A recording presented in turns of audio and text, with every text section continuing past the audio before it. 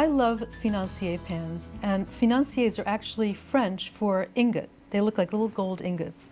I use them for baking brownies because brownies, if you cut them after they're baked, it's always awkward to cut them because they're not even and they don't have crust on the side to keep them fresh.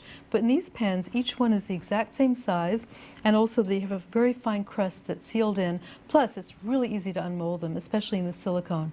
But the secret to baking in silicone and to make them bake evenly, the center row, is to set it on a rack. And then, in order to put it in and out of the oven easily, because it's hard to grab a hold of a rack on a rack, to put them on a baking sheet. Believe me, it's worth it because you'll see how easy it is to unmold.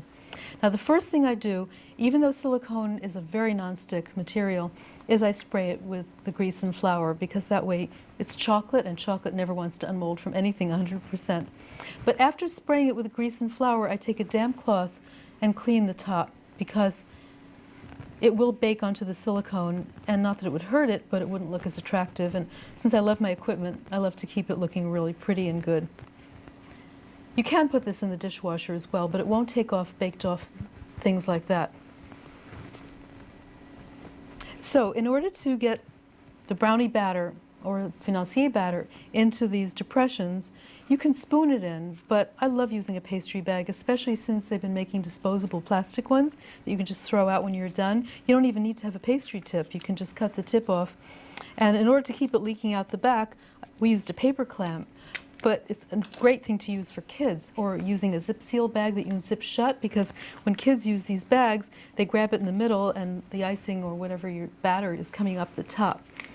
But when you are a more proficient piper, you just twist it like this and nothing can come out the top, just here.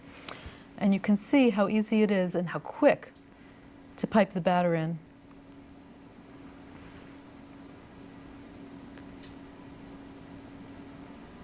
And this is all there is to using it. It doesn't have to be even, because when the batter bakes, it evens out in the oven.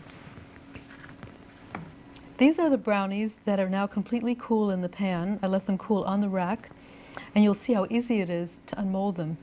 You just press the bottom of the silicone, which is flexible, and out it pops. And you can see how beautifully the crust, the very thin crust, stays intact. The top has nuts, so you can see the bubbly top, and the inside is fudgy and delicious. It looks moussey, but it turns to fudge in your mouth. Let me check and see. Mm-hmm.